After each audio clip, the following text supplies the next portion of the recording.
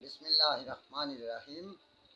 সম্মানিত দেশবাসী এবং আমার সেই চ্যানেলের দর্শক শ্রোতাবৃন্দ, আসসালামু আলাইকুম ওয়া রাহমাতুল্লাহি ওয়া বারাকাতুহু। আপনাদের সম্মুখে দু চারটি কথা বলতে চাই, আপনারা অনুধাবন করবেন। সম্মানিত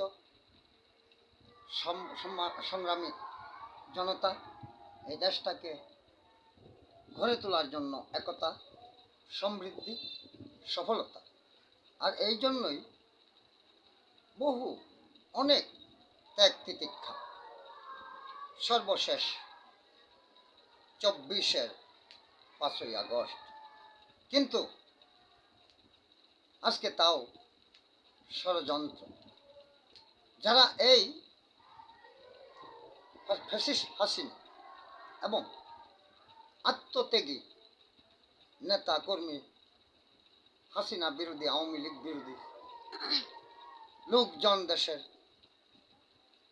আজকে জুলাই আন্দোলন শুরু করলো, 5ই আগস্টে বিস্ফোরণ ঘটল, কিন্তু আজকে সেই শিও পানিতে চায় ওই ধর্ম প্রচারকারী না, ধর্মের দুহাইদারি। হাসিনা দোহাই দিত, হাসিনা নাকি হেলিকপ্টারে উঠতেও নামাজ পড়ে, আর তাহাজ্জুদ তো পড়েই।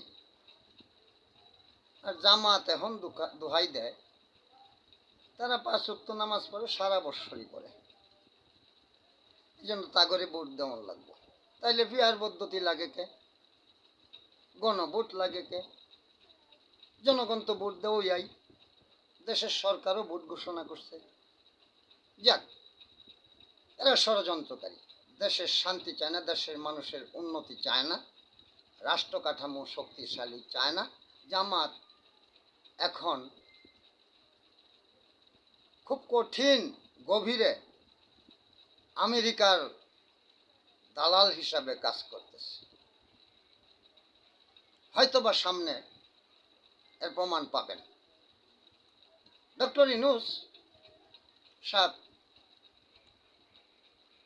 তো দুর্বল সরকার, কেন জানি না, সকল দলের সমর্থন পোস্ট, সকল বাহিনীর সমর্থন পোস্ট, যে সরকার, সে একটু নিজেকে বেশি দেখানোর জন্য, বেশি ওই সংস্কার সনদের জন্য আজকে তারও অবস্থা খুব নড়বড়ে। দেশের অবস্থা তো বাদই। নির্বাচন না হইলে, দলীয় সরকার না হইলে, রাজনৈতিক সরকার না হইলে এই দেশটা সম্পূর্ণরূপে অচল হয়ে যাবে।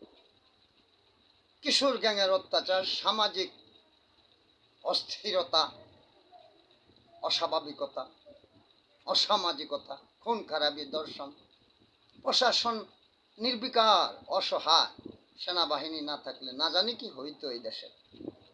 তারপরেও বর্তমান ডক্টর ইউনূস সরকারকে দেখা যায় না। এদের তো উচিত প্রশাসনিক বিশিষ্ট ব্যক্তিবর্গ, সেনাবাহিনীর প্রধান, নৌবাহিনীর প্রধান, বিমান বাহিনীর প্রধান, আর রাষ্ট্রের সুশীল সমাজ, সুনাগরিকদেরকে নিয়ে, সুরাজনৈতিকদেরকে নিয়ে, ঐতিহাসিক প্রবীণ রাজনৈতিকদেরকে নিয়ে, সাংবাদিকদেরকে নিয়ে বসে আলোচনা করে সঠিক, সুন্দর, সূক্ষ্ম, নিরপেক্ষ, কঠোর প্রশাসনিক ভিত্তিতে নির্বাচন আগামী ফেব্রুয়ারি অনুষ্ঠান করার জন্য যা যা করা দরকার তাই করতে হবে। কিন্তু কোথায়? মুখে বলেন এরকম প্রশাসনিক, এরকম নির্বাচন কেন্দ্রিক কোনো তৎপরতা লক্ষ্য করা যায় না এই সরকারের। কিন্তু তারা আবার জাতিসংঘে সফর সঙ্গী হিসাবে ইহার পদ্ধতিতে কিছু দলীয় লোক নিয়ে গেছে, সেখানে ডিম থেরাপিও পাইছে।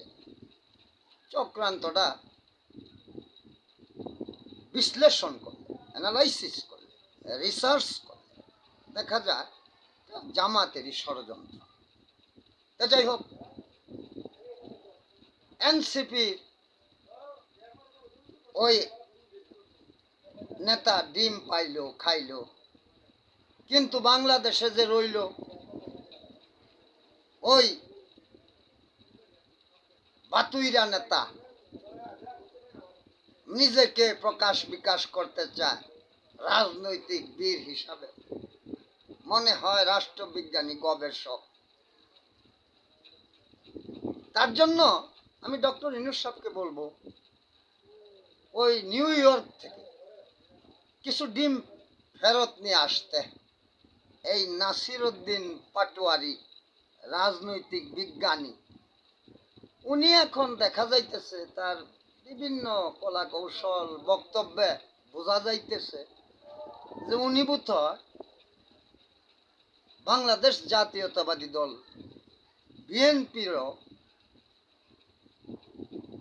এই চিফ অ্যাডভাইজার হইতে চায়, বা মনে হয় তারেক জিয়া সাহেব, খালেদা জিয়া আর বিএনপির কেন্দ্রীয় নেতৃবৃন্দ, এই দেশের বিএনপির সমর্থক কর্মীবৃন্দরা চাইলে হয়তোবা এই বাতুরা নেতা new child party Nasiruddin Patwari রাষ্ট্রবিজ্ঞানী বিশেষজ্ঞ অ্যানালাইজার, সে যে সমস্ত কথা বলে মনে হয় না জানি কত প্রবীণ, কত গভীর অ্যাডভাইজার, বিশেষজ্ঞ রাজনৈতিক মাথা। এর ডবল প্রধানমন্ত্রিত্ব দেওয়া যাইতে পারে, এর বাংলাদেশে ডবল প্রধানমন্ত্রিত্ব দেওয়া যাইতে পারে এই নাসিরউদ্দিন পাটোয়ারি। তো অগ্রিম গণনাকারী। যাই হোক, এই দেশটাকে আর নষ্ট করবেন না। কিছু টক শো কারক আছে, তারাও এখন আওয়ামী লীগের ভোট কতুদি, আওয়ামী লীগের প্রশংসা নিয়ে ব্যস্ত। যেমন সাংবাদিক মাসুদ কামাল, বেশি কথা কইতে কইতে সে এখন আওয়ামী লীগকে বিভিন্ন ফর্মুলায় উপদেশ দেওয়ার জন্য মনে হয় সে আওয়ামী লীগের উপদেষ্টা হয়ে গেছে। যাই হোক, আমি বলবো ডক্টর ইউনূস সাহেবকে কিছু ডিম নিউ ইয়র্ক থেকে ফেরত নিয়ে আসবেন এই নাসিরউদ্দিন পাটোয়ারির জন্য, আপনার এই নিউ চাইল্ড পার্টির নেতৃবৃন্দের জন্য, কারণ তারা দেখা যাইতেছে বিরাট রাজনৈতিক। তা আমার মনে হয় এবং দাবি জানাই, যদি বিএনপির কেন্দ্রীয় নেতৃত্ব এবং তারেক রহমান সাহেব বিএনপিকে সঠিক রাজনৈতিক দল হিসাবে পরিচালনা করতে ব্যর্থ হয়, তা আমার মনে হয় এই নাসিরউদ্দিন পাটোয়ারিকে নিয়ে চিফ অ্যাডভাইজার বানাইয়া বিএনপিকে রাজনীতি শেখার ব্যবস্থা করলে, আর যদি বিএনপি আল্লাহর রহমত জনগণের সহযোগিতায় ভোটের মাধ্যমে ধানের শীষের বিজয় হয়, তাইলে মনে হয় এই নাসিরউদ্দিন পাটোয়ারিরে একটা ডবল প্রধানমন্ত্রিত্ব দেওয়া যায়। চিন্তা করে দেখবেন, এই সমস্ত ফালতু ব্যাত্তমিজগুলারে এই দেশের জনগণ পচা ডিমগুলা রাখবেন, তাদের জন্য উপহার দিবেন। খুব বেশি সময় নাই, এই পচা ডিমগুলা উপহার দেওয়ার জন্য সংরক্ষণ করবেন। এই বলেই আমার বক্তব্য শেষ করছি। আল্লাহ হাফেজ।